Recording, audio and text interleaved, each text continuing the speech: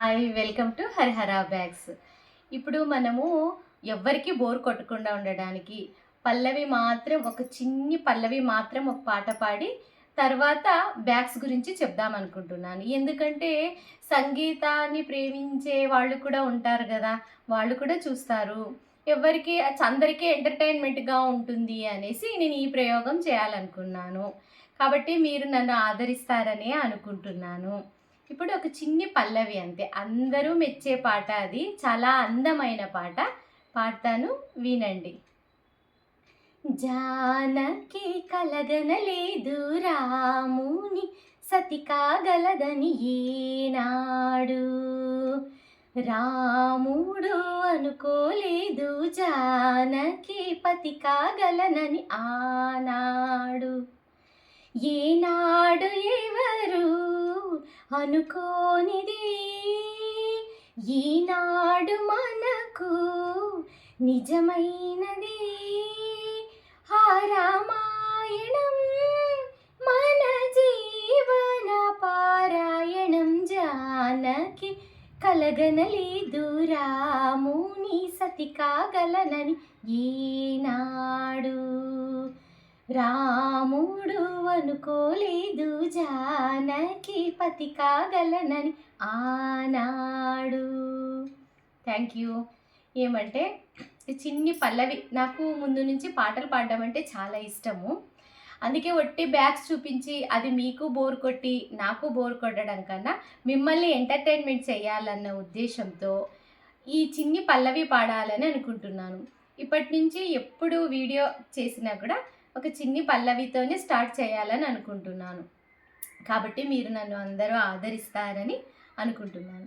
ఇప్పుడు rubber sheet గురించి ఒకరోజు నేను చెప్పాను కదా మీకు, అది నీళ్లతో తడపదు అని. కాబట్టి మీకు అది ఇప్పుడు ప్రయోగం చేసి చూపించాలి అని అనుకుంటున్నాను. చూడండి,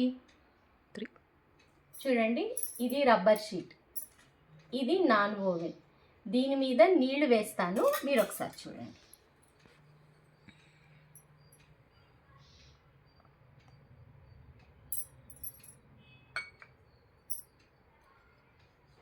చూడండి, అది మనం నీళ్ళు వేస్తే బిందువులాగా అలాగే ఉంది, కానీ లోపలికి పీల్చుకోలేదు. చూడండి, దీన్ని ఇప్పుడు ఇక్కడికి వేసి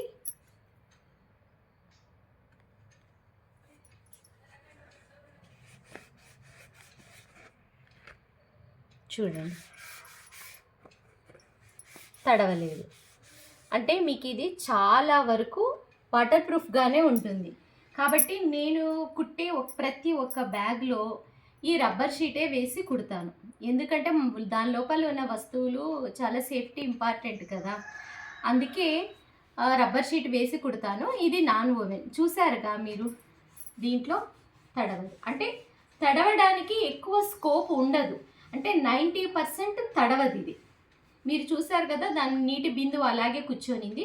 చాలాసేపు ఉంటే ఒక 5% తడవచ్చేమో, కానీ పూర్తిగా మాత్రం తడవదు. కాబట్టి రబ్బర్ షీటే ఎక్కువ నేను యూస్ చేసేది. వాష్ చేసినా కూడా ఏం కాదు, అలాగని మనం మిషన్ వాష్ చేయకూడదు. నీళ్ళల్లో సర్ఫ్ దాంట్లో నానబెట్టి మనం ఉతుకొచ్చు. కాబట్టి ఇది ఏం కాదు. చూడండి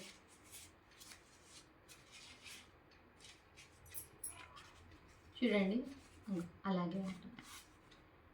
కాబట్టి మన్నిక బాగుంటుంది అని ఇది వాడుతూ ఉన్నాను అంతే. ఈసారి మీకు నెక్స్ట్ వీడియో తీసేటప్పుడు జర్నీ బ్యాగ్ ఒకటి, లగేజ్ బ్యాగ్ చూపిస్తాను. మొన్న ఒకసారి షార్ట్లో చూపించాను కదా మీకు, లగేజ్ బ్యాగు, ట్రావెలింగ్ బ్యాగు. అది వచ్చి స్టిఫ్గా ఉంటుంది. కానీ ఇప్పుడు నేను నెక్స్ట్ వీడియోలో చూపించేది ఫోల్డ్ చేసేది. ఆ బ్యాగ్ని మనము ఫోల్డ్ చేసి ఇంకొక బ్యాగ్లో పెట్టుకొని వెళ్ళొచ్చు. దాంట్లో కూడా సుమారు బట్టలు పడుతుంది. అది నేను మీకు రేపు వీడియో తీసి చూపిస్తాను. ఈ చేతి పనికి మీరందరూ చేయూతనివ్వాలని నేను ఆశిస్తున్నాను. Thank you.